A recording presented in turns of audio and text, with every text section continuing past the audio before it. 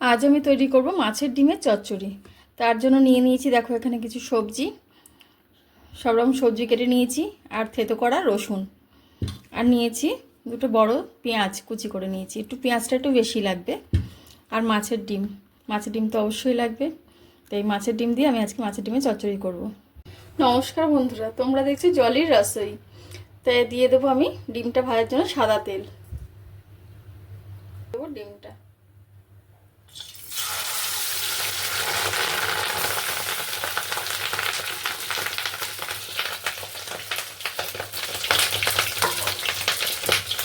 আমি এটা ঢাল হিসাবে ব্যবহার করছি, যাতে ডিমটা ফেটে আমার গায়ে না আসে।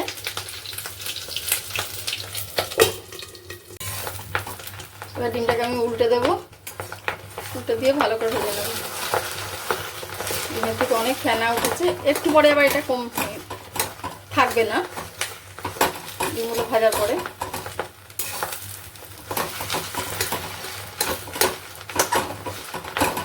এইভাবে খুন্তি দিয়ে ভেঙে ভেঙে দেবো, নইলে চাকা বেঁধে যাবে।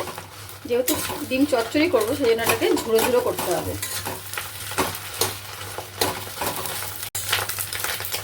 ডিমটা আমার ভাজা হয়ে গেছে, এবার আমি এটাকে ঢেলে নেব।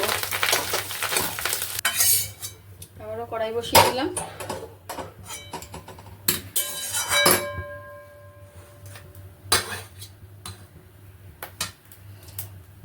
এবার এতে দিয়ে দেবো সর্ষের তেল।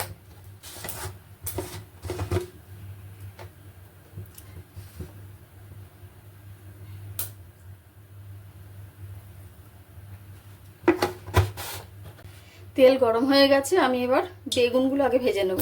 কারণ বেগুনগুলো যদি আমি সবজির মধ্যে একবারে দিয়ে ভাজি, তাহলে বেগুনগুলো আর আমার খুঁজে পাওয়া যাবে না। তাই বেগুনটা আমি আগেই ভেজে তুলে রাখছি।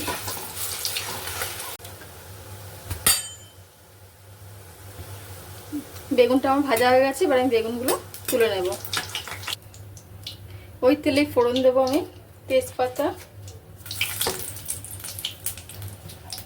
কালো জিরে,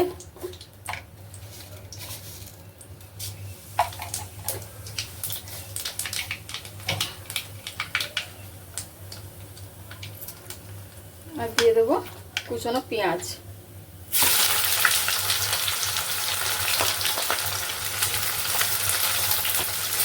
আর দিয়ে দেবো একটু থেতো করা রসুন। তবে হ্যাঁ, রসুনটা কিন্তু আগে দেওয়া উচিত ছিল, আমি ভুলে গেছি, তাই রসুনটা আমার পরে দিতে হলো। তোমাদের এরকম কার কার ভুল হয়? আগে রসুনটা দিলে রসুনের যে গন্ধটা, তাহলে সেন্টটা একটু বেশি ভালো হতো। এটাতে কিন্তু কোনো পেঁয়াজ রসুন বাটা লাগবে না, থেতো করা রসুন আর কুচনো পেঁয়াজ দিয়ে রেসিপিটা তৈরি হয়ে যাবে। এবার আমি দিয়ে দেবো কেটে রাখা আলুগুলো। আলুটা আগে দিয়ে দিলাম,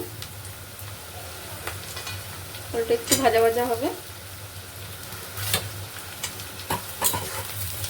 এবার দিয়ে দেবো পটলগুলো, এক একটা সবজিগুলো সব দিয়ে দেবো। আমি তো ভাজা ডিম এমনি এমনি খেয়ে নিচ্ছি, তরকারিতে দেওয়ার আগে খেয়ে নিলাম।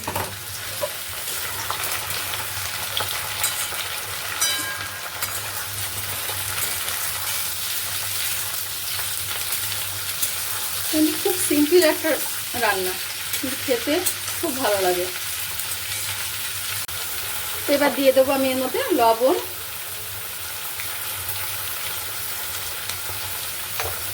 দেবো হলুদ গুঁড়ো,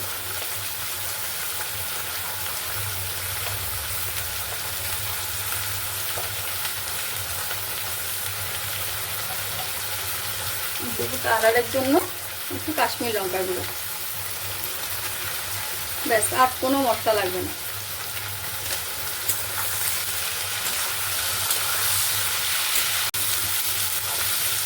এবার দিয়ে দেবো আমি কেটে রাখা টমেটো আর ঝিঙে। এই টমেটো আর ঝিঙেটা যদি আমি আগে দিতাম, তাহলে এই সবজিগুলো ভাজা ভাজা হতো না। একটু ভাজা ভাজা করে এবার এগুলো দিয়ে অ্যাড করলাম। আমার মেয়ে সবজি খেতে ভালোবাসে না, তবে মাছের ডিমটা খেতে ভালোবাসে। মাছের ডিম দিয়ে সবজি দিয়ে এই রেসিপিটা যদি তৈরি করে দিই, তাহলে খেয়ে নেয়, কোনো বিরক্ত করবে না যে সবজি খাবো না বা কি, চুপচাপ খেয়ে নেয়। সবজিটা সেদ্ধ হওয়ার জন্য সামান্য একটু জল দিয়ে দেবো, দিয়ে ঢাকা দিয়ে দেবো। এবার আমি দিয়ে দেবো ভেজে রাখা ডিমগুলো।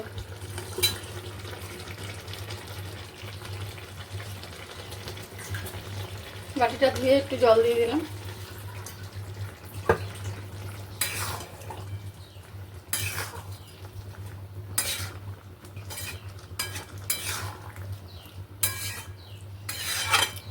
নেড়ে চেড়ে আর একটু ঢাকা দিয়ে দেবো। তৈরি হয়ে গেল আমার মাছের ডিমের চচ্চড়ি। তা তৈরি হয়ে গেল আমার মাছের ডিমের চচ্চড়ি। তাই রেসিপিটি তোমাদের কেমন লাগলো? তা যদি ভালো লাগে থাকে বাড়িতে একবার অনুরোধ রইল, একবার বাড়িতে বানিয়ে দেখতে পারো। আমার মাছের ডিমের চচ্চড়ি। তাই রেসিপিটি তোমাদের কেমন লাগলো? ভালো লাগলে একটা লাইক কমেন্ট শেয়ার করতে ভুলো না কিন্তু।